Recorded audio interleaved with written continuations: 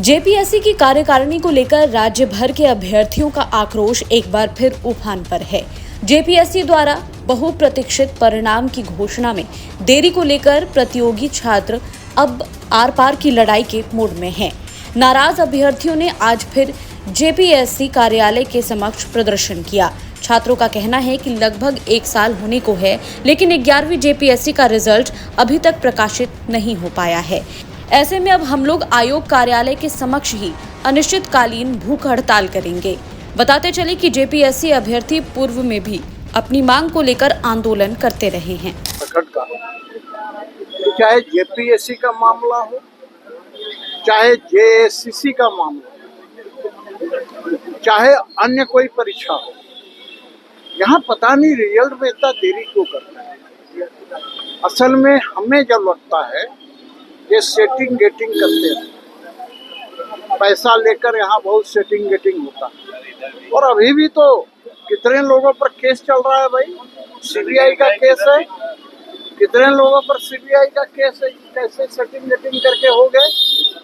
मैं ये कहूँगा, पहले अध्यक्ष नहीं था, मैंने विधानसभा में इस पर मामला उठाया, अध्यक्ष की बहाली हो गई, और जब अध्यक्ष की बहाली हो गई तो मैं रिजल्ट जारी क्यों नहीं कर रहा हूँ।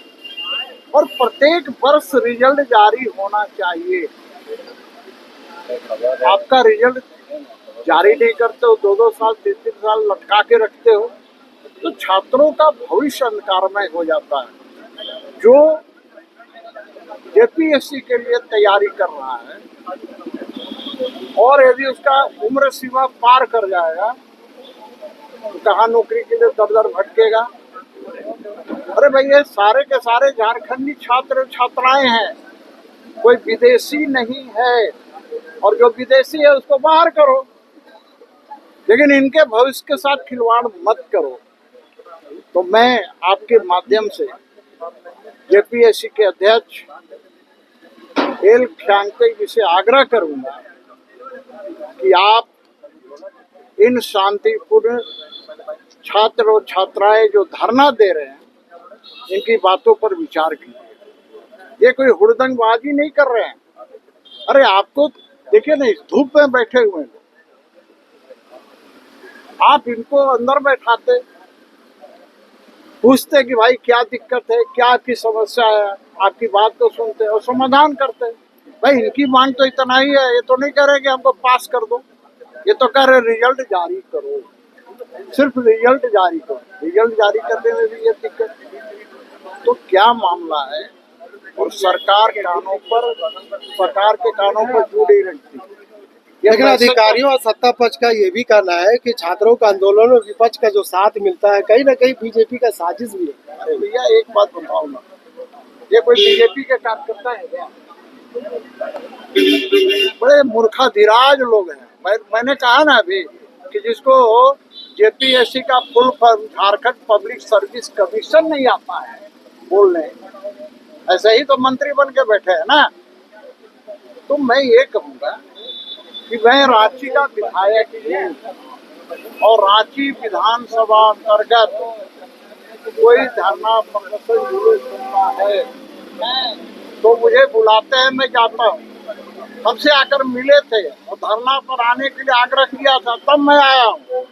मैं ऐसा थोड़े हूँ कि जहाँ धरना देखता हूँ वहाँ पर पहुँच जाता हूँ, ऐसा भी तो नहीं। भाई धरना तो रोज गवर्नर हाउस के पास होता है, जब वहाँ से बुलाते हैं, चाहे वो हमारे दिव्यांग लोग हैं, वो भी धरना वो करते हैं, बुलाते हैं, मैं जाता हूँ, मैं जाऊँगा, मेरा दायित्व है। मोराबादी मैदान में कोई कार्यक्रम होता है, हमको बुलाते हैं, मैं जाता हूँ, हर जगह जाता हूँ। और सीपी सिंह तो उस शख्स का नाम है, यदि कोई जहन्नुम में भी बुलाए तो जहन्नुम में भी जाने के लिए तैयार बैठा। सर, छात्र अब अनिश्चितकालीन भूख हड़ताल पे आ गए हैं, अब क्या होगा? मैं देखिए, मैंने आग्रह किया है, ये मेरा कर्तव्य है, और स्वाभाविक रूप से ये अभी छात्र ही तो है, और मैं उस दृष्टि से देखूं तो हमारे बाल बच्चे के समान है।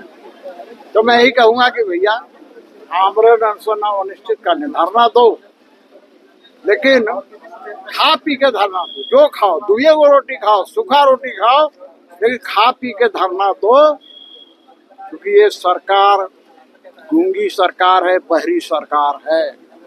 इसलिए मैं कहूँगा धरना देना है धरना दो, लेकिन खा पी करके दो, बिना खाए हुए मत दो। और अनिश्चितकालीन आमरण अनशन तो कम से कम करो ही मत। छात्रों के मामले में विपक्ष का क्या रुख होगा सर? अरे विपक्ष का क्या रुख है भैया, आपके सामने विपक्ष का विधायक यहाँ है, मुझे क्या रुख होगा?